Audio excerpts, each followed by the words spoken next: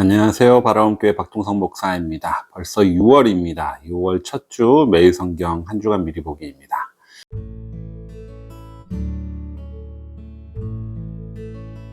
이번 주 성경 본문은 사도행전 15장 12절부터 18장 23절까지입니다. 사도행전 15장 1절부터 35절까지는 바울의 1차 전도여행 이후 있었던 이방인 구원에 대한 예루살렘 회의였습니다. 그리고 15장 36절부터 18장 23절까지는 바울의 2차 전도여행입니다. 그러면 15장부터 살펴보겠습니다. 지난주 본문이긴 하지만 15장 1절부터 5절은 예루살렘 회의가 열린 그 배경과 주제에 대한 설명입니다. 바울과 바나바가 전도여행을 하고 그로 인한 이방인의 구원 문제에 대해서 회의가 열린 것이죠. 이방인의 구원을 얻으려면 할례를 행하고 율법을 지켜야 한다 하고 주장하는 이들이 생겨났기 때문에 이에 대한 토론이 일어납니다. 6절부터 11절은 베드로의 발언인데요. 여기서 베드로는 자신이 고넬료의 집에 가서 설교하고 세례를 주었던 그 경험을 근거로 할례 및 율법과 상관없이 이방인에게도 구원이 임한다라는 바울과 바나바의 주장을 지지하는 발언을 합니다. 12절은 바울과 바나바가 선교보고를 하면서 역시 이방인도 믿음으로 구원받는다라는 것을 주장을 하고요. 그리고 13절부터 21절은 야고보의 발언인데 여기서 야고보는 우리가 아는 예수님의 제자 야고보가 아니라 주의 동생 야고보입니다. 야고보는 일종의 중재안을 제시하는데요. 할례와 율법을 모두 지키는 것을 이방인에게 요구하는 것이 아니라 이방인에게 구원이 있음을 인정하면서 그 중에 그들에게 4가지를 권면하자라고 제안을 합니다. 그것은 우상 숭배 금지, 음행 금지, 목매어 죽인 것과 피를 멀리하는 것, 이 4가지입니다. 그리고 여기서 야고보의 중재안으로 이 회의가 결정이 됩니다.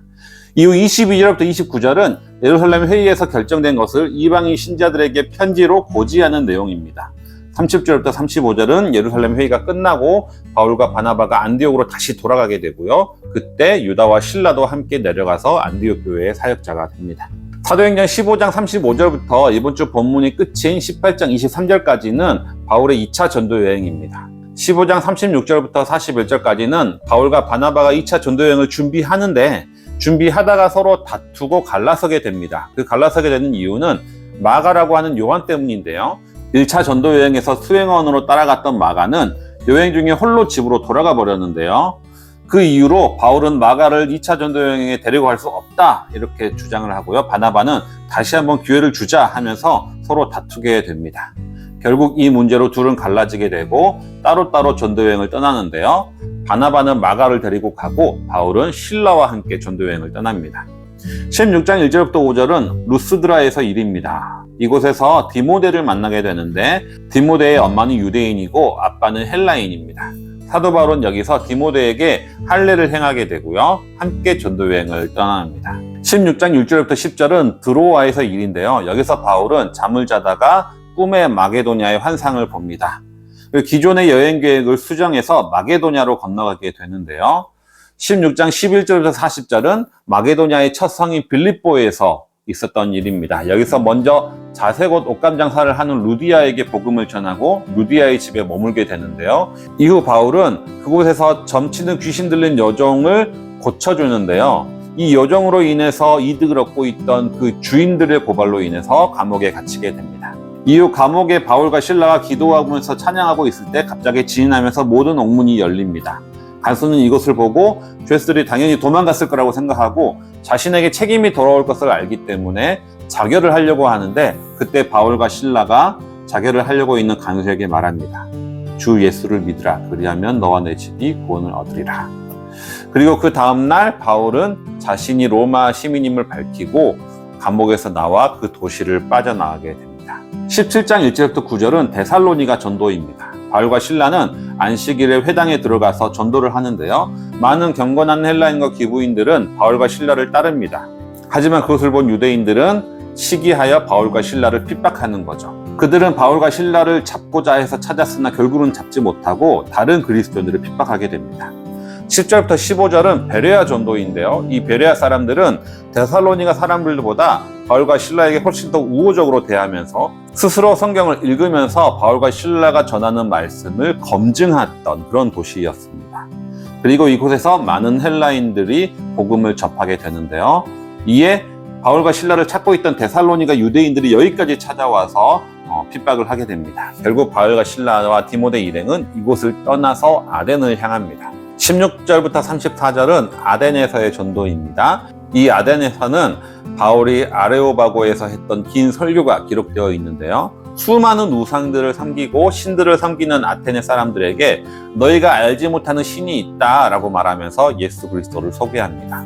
이 아레오바고 설교에서는 십자가의 내용이 등장하진 않는 거죠. 그리고 바울의 이 설교 후에 몇 사람들이 바울을 가까이 하면서 예수님을 믿게 됩니다. 바울의 아덴의 전도 활동에 대해서 아레오바고 설교에 대해서는 평가가 엇갈립니다. 여기서 바울은 다신교를 믿고 있던 아덴의 문화를 이해하면서 일종의 문화적 선교를 하는데요. 알지 못하는 신 한 명을 소개하는 식으로 예수 그리스도를 소개하는 거죠. 근데 바울의 이 전도 활동을 실패한 것으로 평가하면서 다른 도시에 비해 많은 복음 전도가 열매맺지 못했다라고 강조하는 분들이 있고요.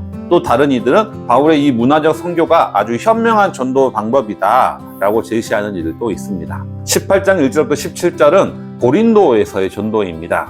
여기서 바울은 브리스길라와 아굴라를 만나게 되고 함께 동역을 하게 됩니다. 고린도는 바울이 2차 전도 활동하는 중에 가장 오래 머문 도시인데요. 이곳에서 1년 6개월을 있으면서 하나님의 말씀을 가르칩니다.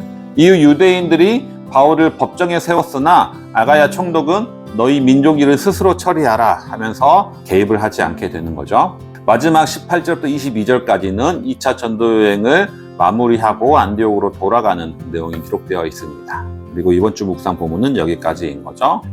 이번 주 묵상 본문은 바울의 2차 전도 여행이 중심이 되었습니다. 이를 통해서 우리는 바울의 2차 전도 여행의 특징들을 살펴볼 수가 있는데요. 첫째, 바울의 전도 여행의 특징은 바울이 계획대로 된 것이 아니라 성령님의 인도하심을 따랐다는 겁니다. 바울은 애초에 본인은 마게도냐로 전도할 계획이 전혀 없었습니다. 하지만 이 계획과 달리 하나님이 바울을 이곳으로 인도하셨던 거죠. 둘째는 하나님은 고난이 전혀 없는 곳으로 우리를 인도하시지 않는다라는 겁니다. 바울은 마게도냐 빌립보로 말씀에 순종하며 갔지만 그곳에서 감옥에 갇히게 됩니다. 뿐만 아니라 가는 곳마다 바울의 일행을 방해하고 핍박하는 이들을 만나게 되는 거죠. 내가 가는 길이 고난의 길일 때 이것은 하나님이 인도하시는 길이 아니다라고 평가할 필요는 없다라는 겁니다. 셋째, 하나님은 항상 돕는 자와 동역자들을 허락하신다는 겁니다. 바울의 사역은 혼자서 할 수 있는 전도 사역이 아니었습니다. 바울과 실라의 일행은 디모데를 만나고 브리스길라와 아굴라 부부를 만나서 함께 동역합니다. 무디아와 같이 바울을 돕는 이들도 생겨납니다. 하나님은 이렇게 자신의 일을 하는 분들을 도우시는 거죠. 사도 바울의 여행에 역사하시는 하나님은 지금도 우리의 인생길에 함께 하십니다. 묵상 가운데 하나님의 인도하심을 발견하는 우리 모든 성도님들 되시기 바랍니다.